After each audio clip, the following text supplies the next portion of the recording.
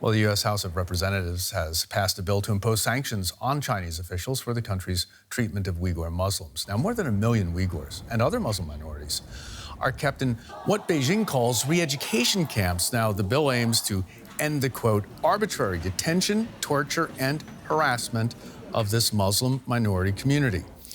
China's foreign ministry has criticized the bill as a smear. Beijing says the camps provide vocational training. Well, let's go straight to Beijing for the very latest on this with DW's Matthias Berlinger. Good morning, Matthias. China's calling this bill a smear. But the question is, will it affect the trade talks, the very delicate talks now underway between the U.S. and China?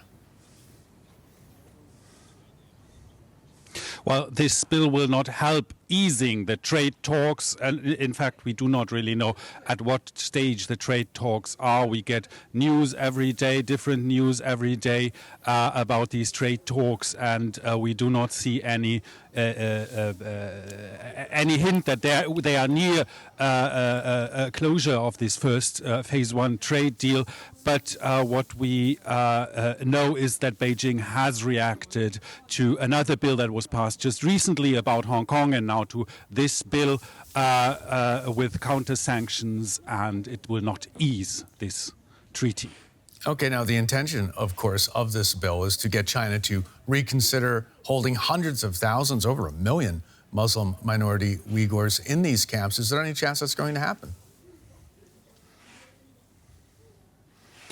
I don't think it is going to happen anytime soon.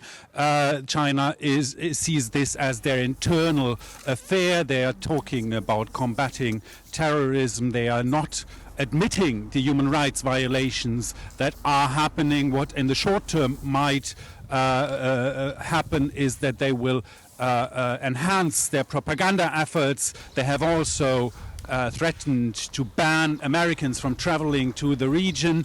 But on the long run, pressure on Beijing is mounting on various issues, and Xinjiang is just one of them. Trade is another one. Hong Kong is another one. Now, Hong Kong and Xinjiang, these two major human rights issues, international human rights issues that Beijing is facing right now, might on the long term have an impact. Beijing I think was not expecting international reaction to be this fierce. Matthias, thanks very much for that from Beijing. It will be another long day for Bahram Sintash. The Uyghur exile spends hours in front of his computer poring over satellite images of his native Xinjiang. Now living in the U.S., he had to flee the Chinese province to avoid arrest, or worse.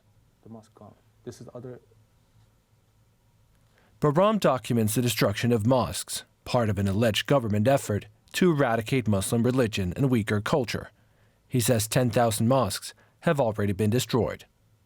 The demolishing mosque means no religion, no Islam in the Uyghur region. So this is a crime. This is war against Muslim. It's very important time to international community who understand this and do more pressure on China to save those cultures. Beijing regards China's Muslim population as a security threat. Its response to this perceived threat has been severe. Over 1 million Muslims are reportedly in concentration camps scattered across Xinjiang. Most of them are Uyghurs. The government claims these are vocational training centers, but there's strong evidence that incarceration in these sites entails torture, rape, and brainwashing. 11 million Uyghurs live in Xinjiang. The security apparatus there combines facial recognition cameras and sophisticated surveillance technology with an oppressive police presence. Even small expressions of identity can result in arrest. One of the victims is Bahram's father. The editor of a Uyghur newspaper, he was detained and put in a camp. His son has not heard from him since. And my papa could die in camp, so I have to fight back. If I choose silence, and then I could collect so many pain in my heart. If I fight back, I could feel a little bit better. His father's fate means Bahram's fight for Uyghur rights is personal.